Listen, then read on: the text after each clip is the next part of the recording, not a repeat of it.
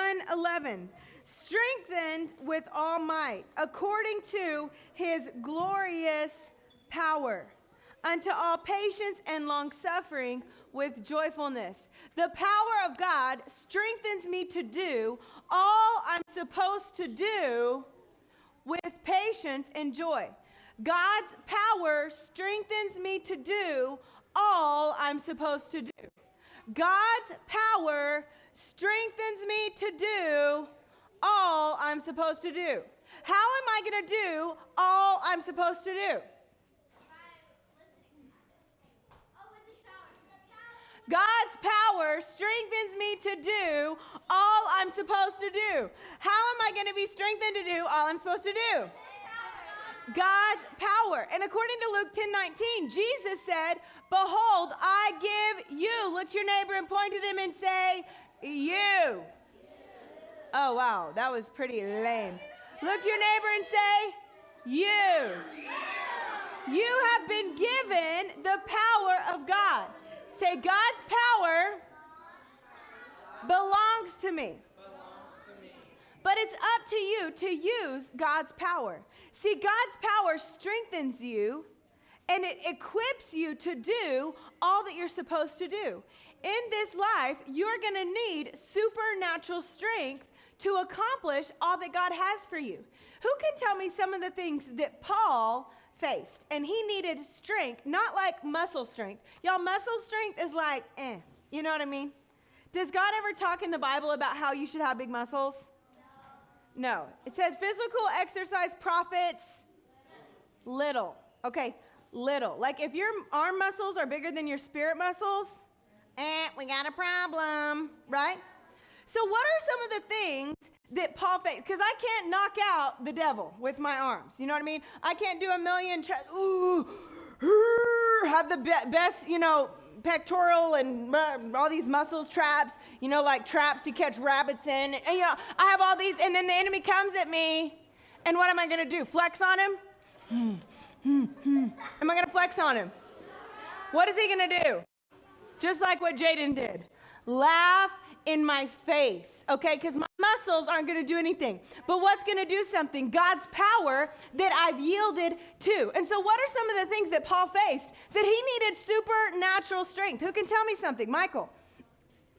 After he got shipwrecked on the island, he was still in good cheer. He was what? After he got shipwrecked on the island. Shipwrecked on the island, yes. He was still in good cheer. He wasn't like, no, we're not. Oh, he was still in good cheer. He needed strength to deal with a shipwrecked boat. And as a shipwrecked person, he was already a prisoner, right? He needed strength. Do y'all know how many times he was beat? Let me look in that scripture. I need to find it. How many times he was beat? Paul discusses his beating. Someone else look it up too, because I spelled discusses wrong. I spelled everything wrong, basically. 2 Corinthians 11. Let me see if that's where it is. Y'all, look at what Paul needed strength for. 2 Corinthians 11. Let's try there. I need a good girl.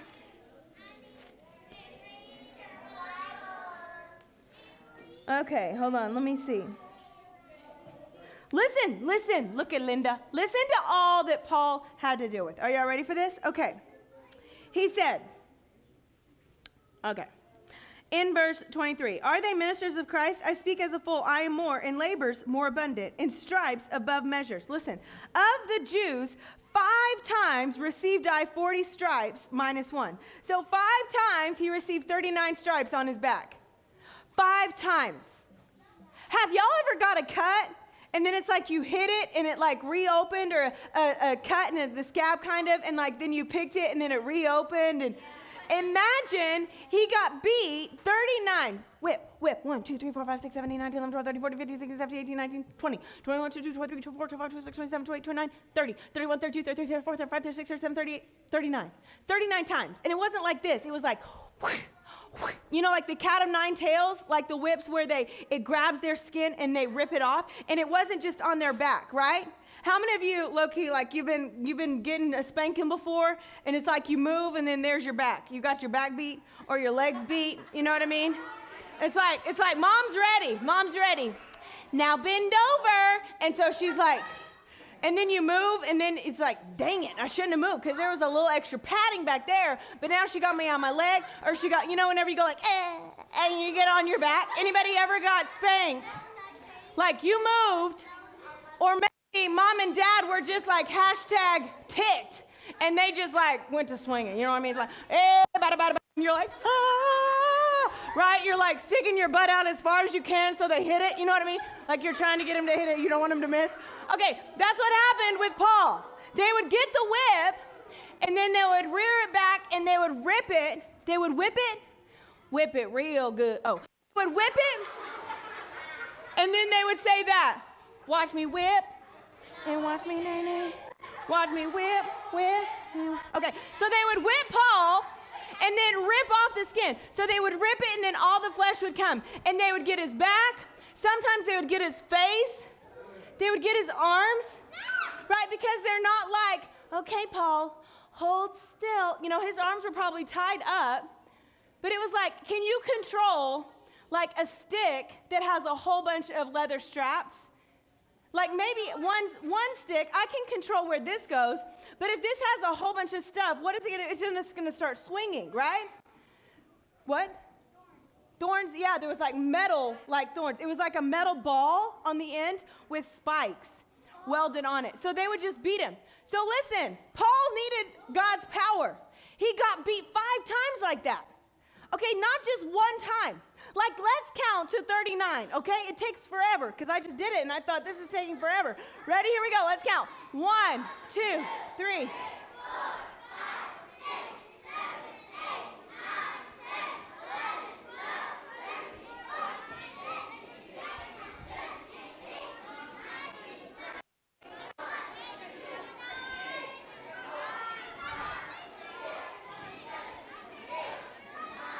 More.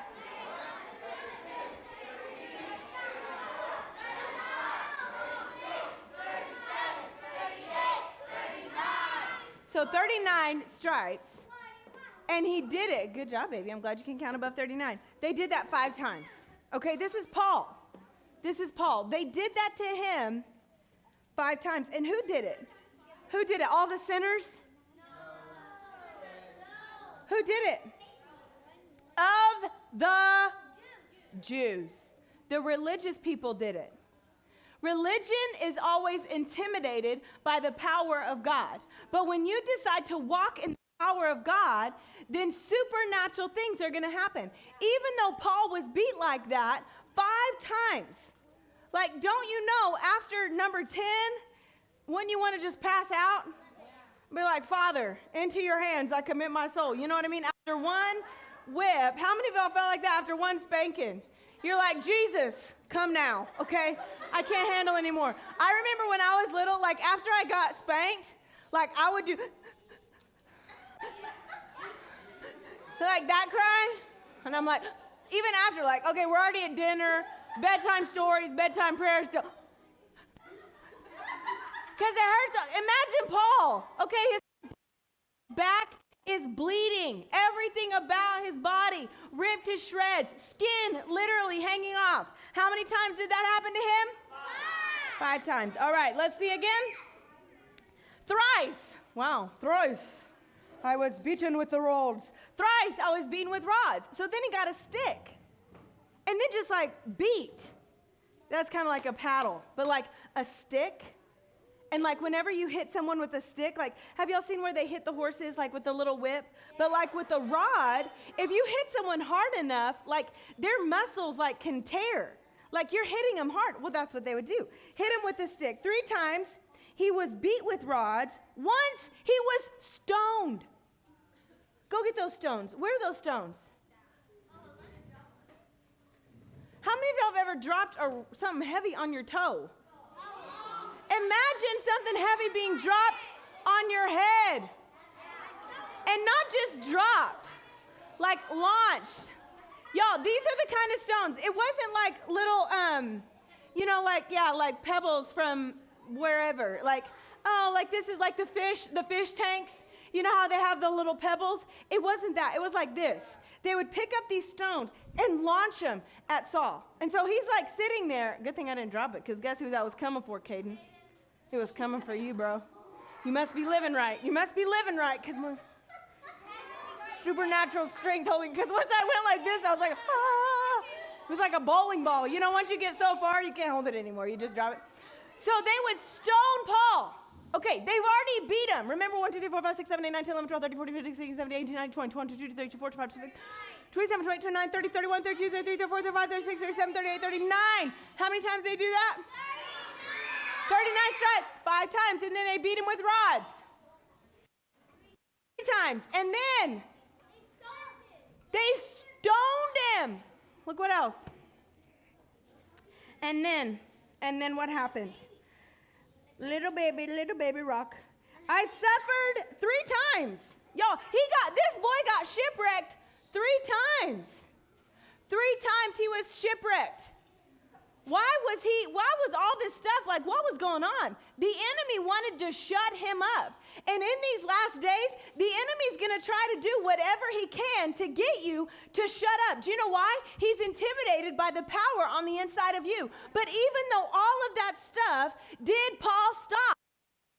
No. How many of you, just being honest, after the first whipping, you'd be like, dear Lord, let it pass. And not your will, but not your will. I'm moving on. You know what I mean? That would not be fun. But Paul didn't. Why? Because what was Paul tapping into? The power of God. See, you need the power of God to live in these last days. You need the power of God to say no to the plan of the enemy. Because the enemy might not use people like whipping you. And then, right, they might not be doing that. They might not be stoning you. I haven't read any stories of kids being stoned for their faith or even being whipped like that. But do you know what the enemy uses? Perverted things on the phone, on the tablet. That's his whipping.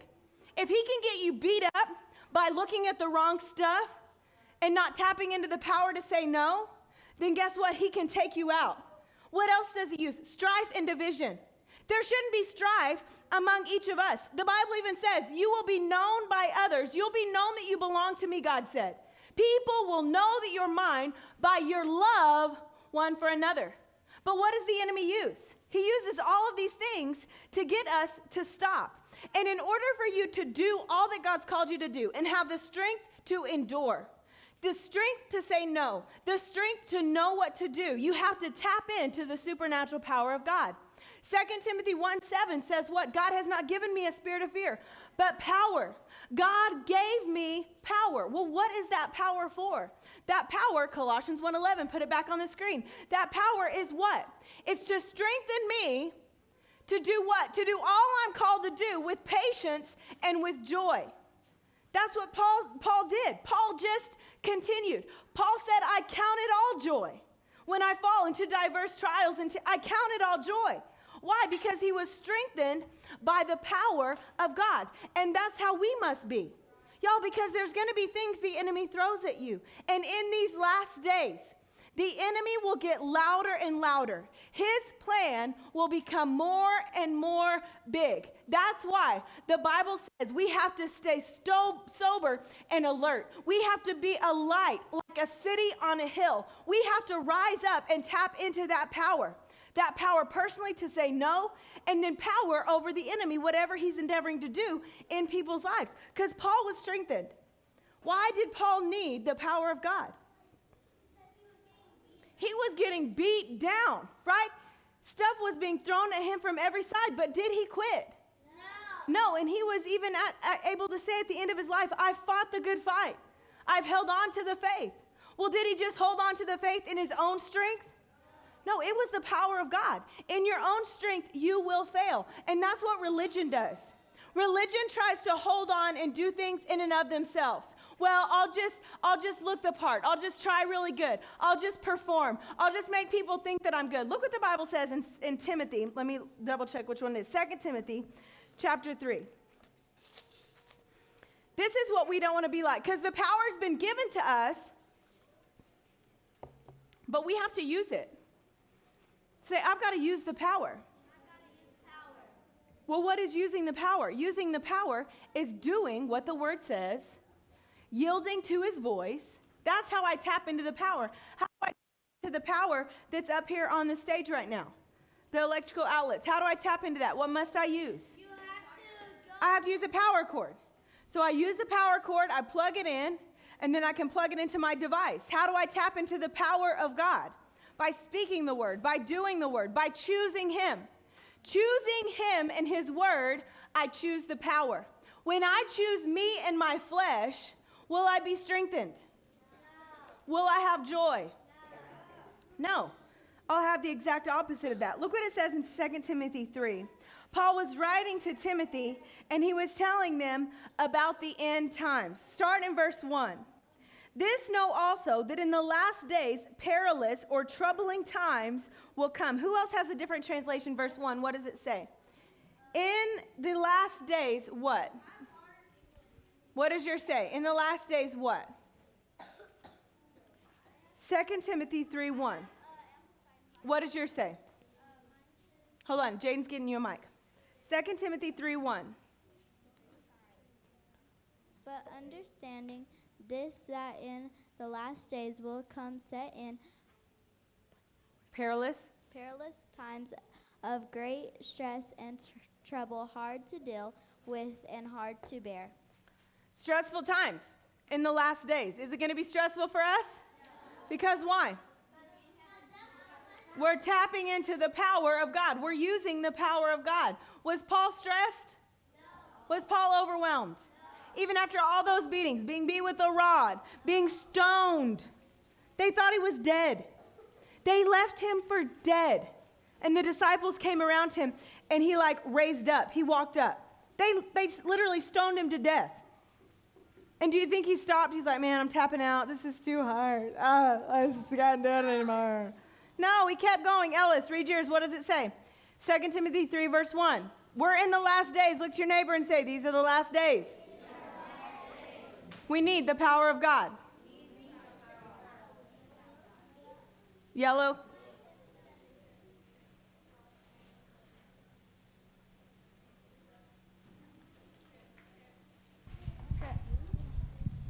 Oh, blue duck. Know this, in the last days, perilous days, times will come, men will be lovers of themselves, but lovers of money, boastful, proud, blasphemers,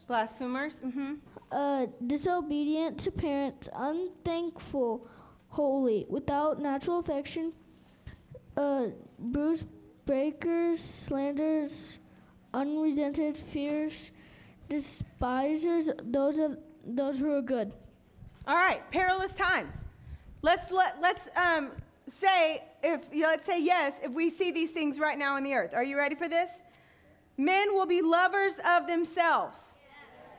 What is a sign? A lover of self. What do we now have? Nope, lovers of self. What is selfies? What is a selfie? What is that a lover of? Of self. I have some selfies on my phone right now, but I will not show them. You really should. Of somebody that took my phone and took selfies of themselves with the weirdest lips in the world. But selfies, what is that? What is that being?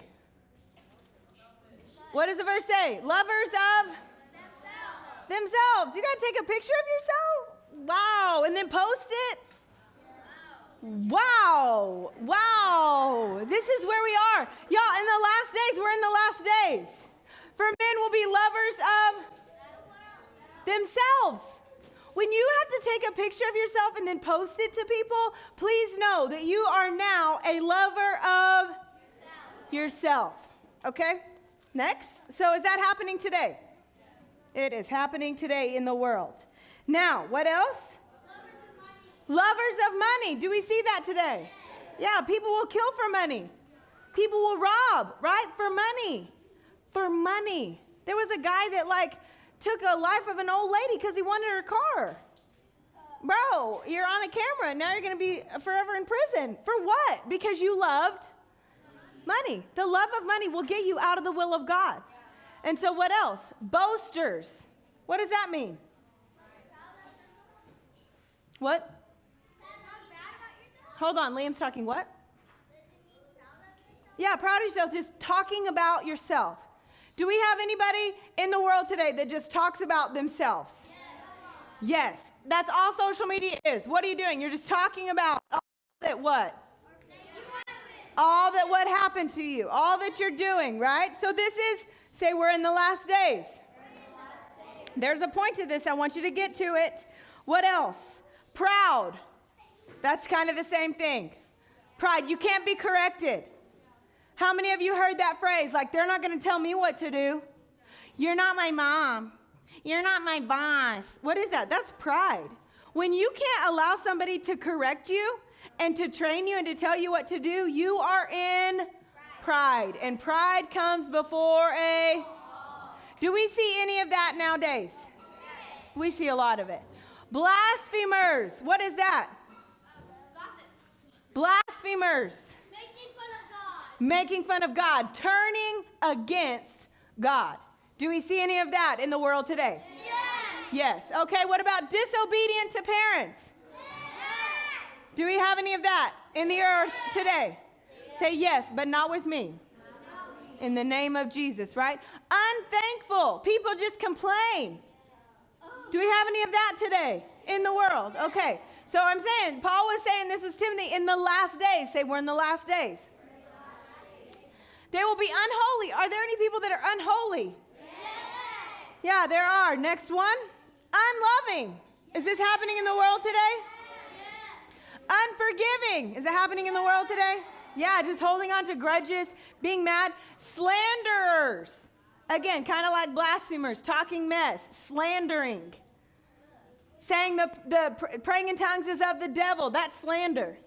And this isn't always just coming from people in the world. This is also coming from who?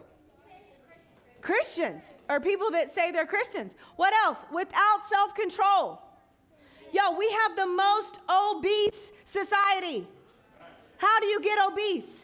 No self-control. Oh, well, I have a thyroid issue. No, you have an eating issue. This has nothing to do with your thyroid. This has everything to do with what you're putting in your mouth. Well, what is that? You have no self-control. People just say what they want to say. What is that? A lack of self-control. Brutal. Aren't there people that are brutal? Beat people up. Despisers of good.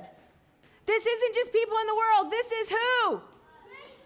Christians. People that say they're believers. Go on to the next one.